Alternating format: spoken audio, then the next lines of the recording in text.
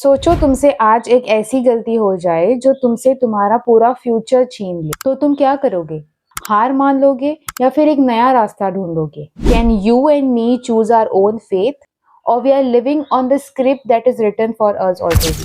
आज के एपिसोड में हम बात करेंगे महाभारत के उन दो लोगों की जिनका फैसला पांडवों का जन्म तय करेगा। Hi, I am Nitisha, your internet buddy who gives you unfiltered life lessons along with some healing sessions. Welcome back to my channel. Welcome to another video of Epic Lesson Day 4. Because the greatest war of the Indian history, Mahabharat, has answers to our everyday battle. तो चलिए शुरू करते हैं आज की कहानी। धृतराष्ट्र के अंधेपन के कारण पांडु को राजा बना दिया गया। पांडु सम्राट बने और उन्होंने कुंती और माद्री से विवाह कर लिया। सब कुछ ठीक चल रहा था। एक अच्छा राजा, दो पत्नियां और एक शांत राज्य। लेकिन महाभारत में शांति ज्यादा देर तक टिकती कहाँ है। एक दिन पांडु वन में शिकार कर रहा था। उसने एक हिरण को देखा और उसने तीर छोड़ लिया। लेकिन वो हिरण नहीं, ऋषि थे उनकी पत्नी के साथ। तीर लगने के कारण ऋषि और उनकी पत्नी की मृत्यु हो गई। लेकिन मृत्यु के दौरान ऋषि ने गुस्से में पांडु को श्राप दे दिया, जब भी तुम अपनी पत्नी के साथ संबंध बनाने की कोशिश करोगे तुम्हारी तुरंत मृत्यु हो जाएगी। ये सुन के पांडु ने सब कुछ छोड़ के अपनी दो पत्नियों के साथ वनवास जाने का फैसला किया। एक राजा का राज्य, गद्दी और वंश चला गया। उसकी एक गलती ने उसका पूरा भविष्य छीन लिया। But then comes Kunti's choice. Pandu ने कुंती से कहा, मैं तो कुछ नहीं दे सकता, लेकिन तुम्हारे पास एक वरदान है। क्या था वो वरदान? इस पे मैंने एक डिटेल वीडियो बना लिया है ऑलरेडी। उसमें मैंने बताया है कि कुंती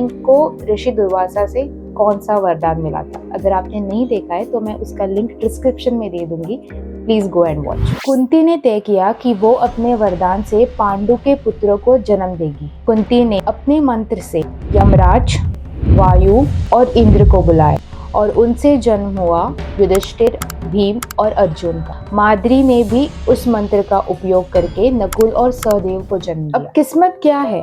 एक हवा जो किसी भी दिशा में चल सकती है, और यही दिशा, चॉइस और कर्म हमारे हाथ में होती है। गलतियां सबसे होती है, याद उन्हीं लोगों की रहती है जो अपनी गलतियों से अपना रास्ता खुद ढूंढते हैं। आज भी हम पांडु जैसे मोमेंट से अक्सर गुजरते हैं, जब कोई एग्जाम क्रैक नहीं होता, या फिर कोई रिलेशनशिप एंड हो जाता है, या फिर कोई हेल्थ इश्यूज आ जाते हैं। तब हमें लगता है कि हमारे लाइफ में सब कुछ खत्म हो गया। But that's where our choice begin. जैसे पांडु और कुंती ने सोचा कि एक रास्ता बंद हो गया तो कोई दूसरा रास्ता ढूंढ लेंगे, वैसे ही अगर तुम्हारा प्लान ए फेल हो जाए तो तुम्हें प्लान बी बनाना हो। जब जब तुम्हें लगे कि लाइफ में सब कुछ खत्म हो रहा या लाइफ ने अनफेयर कार्ड दे दिया, तो बस एक बात याद रखना कि पांडु के पुत्रों का जन्म एक श्रापित राजा के घर पैदा हुआ। ना कोई उनके पास रिसोर्सेस थे, ना ही सपोर्ट था, लेकिन फिर भी वो राजा बने। तुमसे भी तुम्हारा सब कुछ छीना जा सकता है, लेकिन जब तक तुम्हारा इरादा जिंदा है तब तक तुम्हारी गेम कोई खत्म नहीं कर सकता। That's it for today's video. This was Epic Lesson Day 4, Faith versus Free Will, Birth of Pandavas.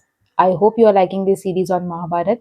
I'll come up with new stories and new lessons in my phase 2 of the series. So please do subscribe to my channel. Thanks for watching. I'll see you in the next video. Till then, take care. Bye.